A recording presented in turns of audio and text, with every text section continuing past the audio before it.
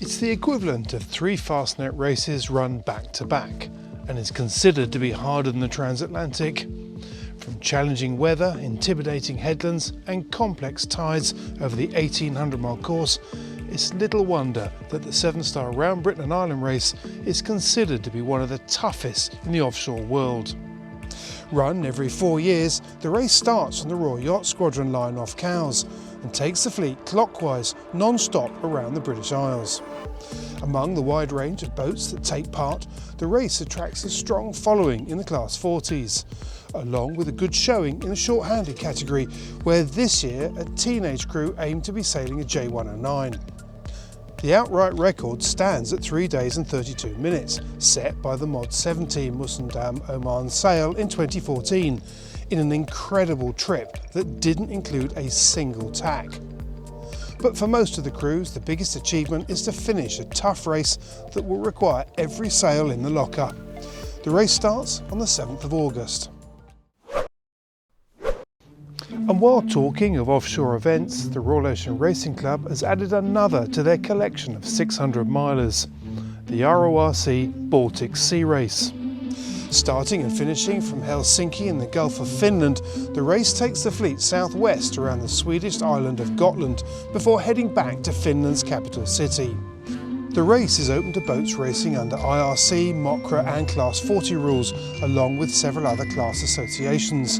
A test event was run last year in which it became clear that the race promises to be a good tactical challenge. While its axis in the Baltic makes for an offshore windward leeward course, the influence of the land that surrounds it and from Gotland itself promises to mix things up. And if there's one thing that's been learned from the Caribbean 600 and the Fastnet, tactically demanding races that keep crews on their toes make for exciting and popular races. But this one has an extra element. It never gets properly dark. The race starts on the 21st of July. But if inshore is more your thing, you may well have started your planning for the world's biggest regatta of its kind, Cowes Week. Having been at pretty much all of them since my first as a teenager in the mid-1970s, I make no excuses for it being one of my all-time favourites.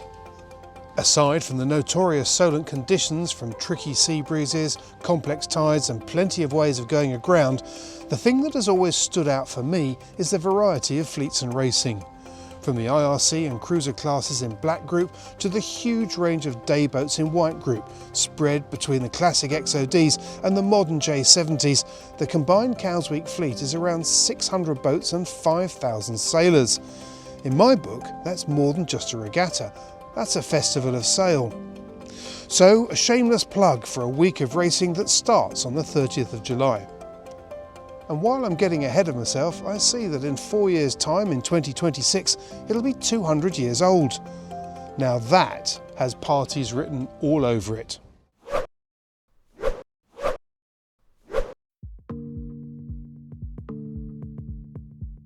Structured luff technology has been one of Doyle Sails' biggest advances, and after 8 years of development and validation, the concept has clearly become well established.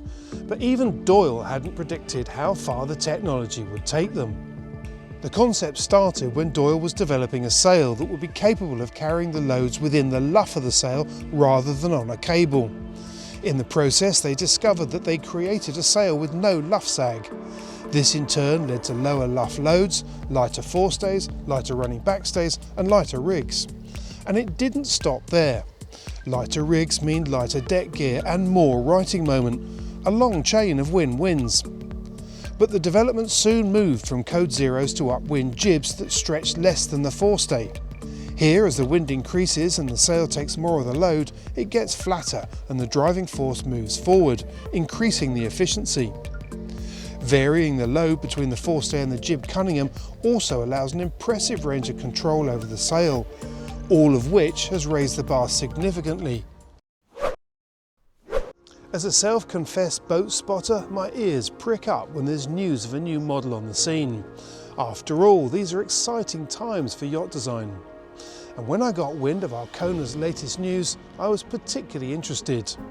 Because while you may not have heard of this yard, the company has produced almost 1,000 high-quality boats in 40 years and has created a cult following in the process. So when Arcona announced plans for a 50-foot flagship, they attracted plenty of attention. But it wasn't just about the new boat.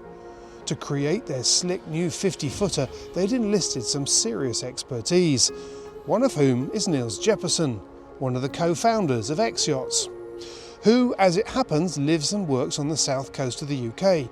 So in a piece that we ran earlier this year and that you can see by following the link, I went along to find out more about the plans for the new Arcona 50.